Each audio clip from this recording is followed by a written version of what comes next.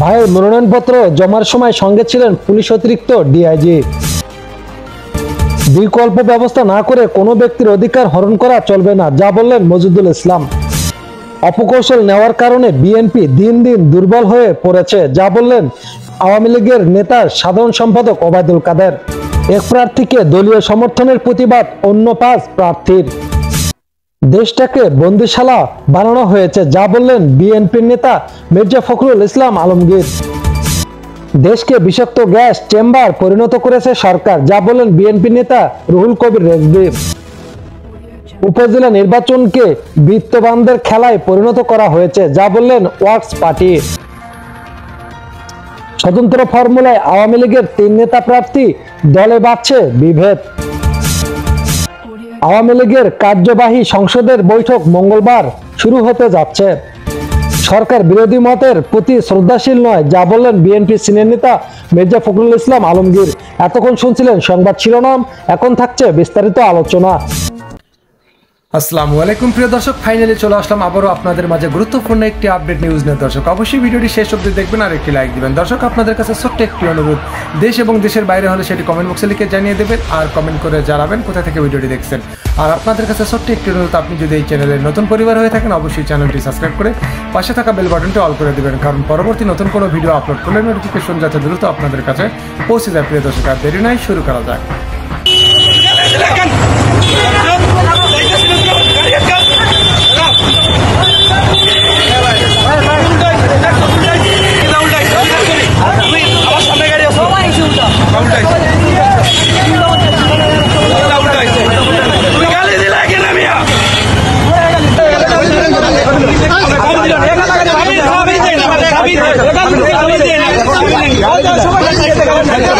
স্যাংশনের কাজ তো চলমান আছে, স্যাংশন চলে যায় নাই, আমেরিকা বাংলাদেশকে ছেড়ে দেয় নাই। যে কেস তারা নিয়েছে তারা এটা চলবে এবং একই মাসে 2টা রিপোর্ট দিয়েছে। প্রেস কনফারেন্সে ফরেন মিনিস্ট্রি স্পোকসপারসন দেখলাম, মহিলা বলছেন যে এগুলো দ্বিচারিতাতে ভরা তথ্য, ভিত্তিহীন তথ্য। কোনটা দ্বিচারিতা? 2-একটা এক্সাম্পল দিতেন। আমেরিকার রিপোর্টগুলো যে অসত্য তথ্যের উপরে করা হয়েছে, এখানে সঠিক তথ্য দেওয়া হয় নাই, এখানে মিথ্যাচার করেছে আমেরিকা, 2-4টা তথ্য আমাদেরকে দেন। এর মধ্য দিয়ে আমেরিকার যথেষ্ট মেসেজ আছে।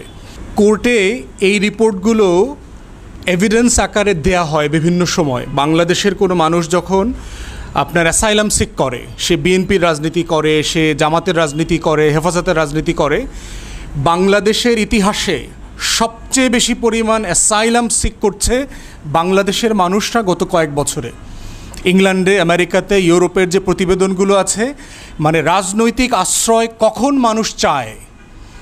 বিএনপির সময় আওয়ামী লীগের লোকজন রাজনৈতিক আশ্রয় চেয়েছে পৃথিবীর বিভিন্ন জায়গায়, এটা আমরা জানি, কিন্তু সেটা কখনোই শতর ঘর পূরণ হইতো না।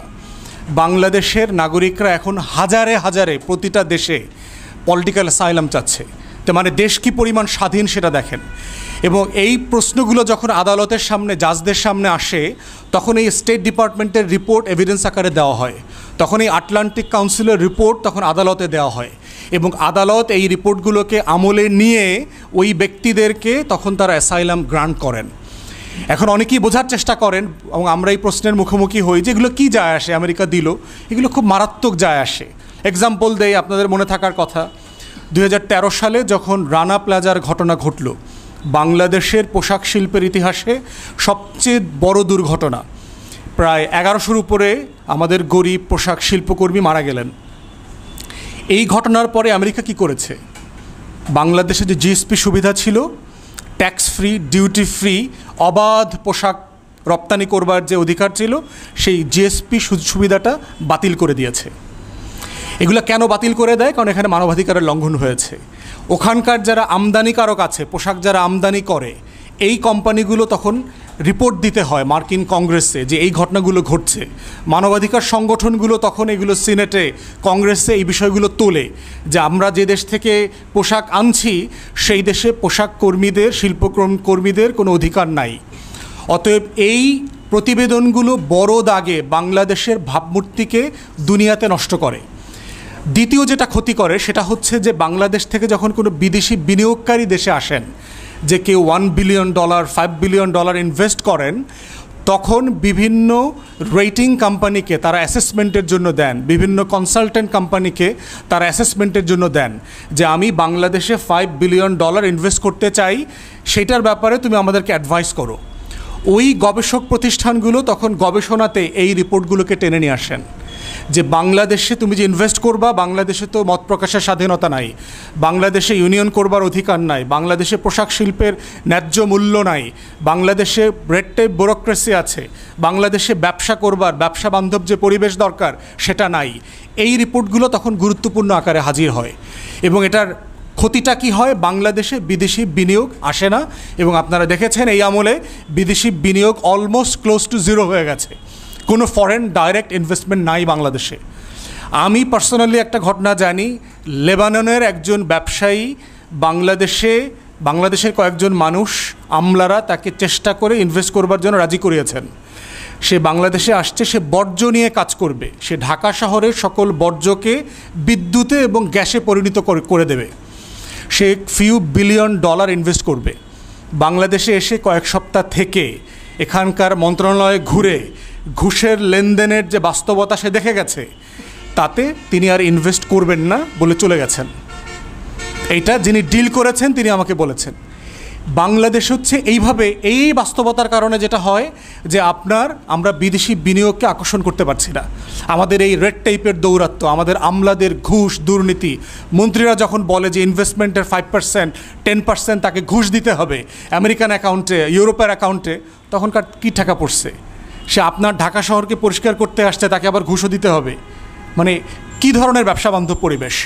তাই গুরুত্বপূর্ণ হচ্ছে যে বাংলাদেশের এই জায়গাগুলো মানে কী কারণে ক্ষতি হয় আমাদের রাষ্ট্রের, এইটা আমি বোঝানোর চেষ্টা করছি কয়েকটা এক্সাম্পল দিয়ে। স্যাংশন রেজিম আছে, স্যাংশনের কাজ তো চলমান আছে, স্যাংশন চলে যায় নাই, আমেরিকা বাংলাদেশকে ছেড়ে দেয় নাই। যে কেস তারা নিয়েছে তারা এটা চলবে এবং একই মাসে 2টা রিপোর্ট দিয়েছে, এর মধ্য দিয়ে আমেরিকার যথেষ্ট মেসেজ আছে এবং এই মেসেজ চলমান আকারে আছে বাংলাদেশ প্রশাসনের সাথে। তাই আমরা মনে করছি যে আমরা এই রিপোর্টকে স্বাগত জানাচ্ছি। মোটা দাগে আমাদের যে জায়গাতে উন্নতির সুযোগ আছে এগুলোকে অ্যাড্রেস করা দরকার। লুকায় অস্বীকার করার ভিতরে রাষ্ট্র বড় হয় না। আমার ভুল হয়েছে, স্বীকার করতে হবে এবং স্বীকার করে এটাকে সমাধান করতে হবে। প্রেস কনফারেন্সে ফরেন মিনিস্ট্রি স্পোক্সপারসন দেখলাম মহিলা বলছেন যে এগুলো দ্বিচারিতাতে ভরা, তথ্য ভিত্তিহীন তথ্য। কোনটা দ্বিচারিতা? দু একটা এক্সাম্পল দিতেন। আমেরিকার রিপোর্টগুলো যে অসত্য তথ্যের উপরে করা হয়েছে, এখানে সঠিক তথ্য দেওয়া হয় নাই, এখানে মিথ্যাচার করেছে আমেরিকা, 2-4টা তথ্য আমাদেরকে দেন। যদি ফ্যাক্টস দিতে পারেন আমরাও তো মেনে নিব যে আমেরিকার রিপোর্টে মিথ্যাচার আছে, দেন নাই তো।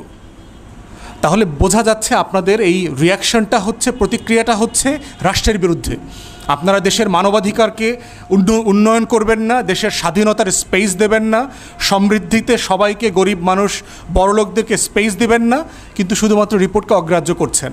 আমাদের আমেরিকার প্রতি কোনো মহব্বত, ভালোবাসা নাই। এগুলো কেন বলছি? দেশকে ভালোবাসি বলে আমরা বলছি।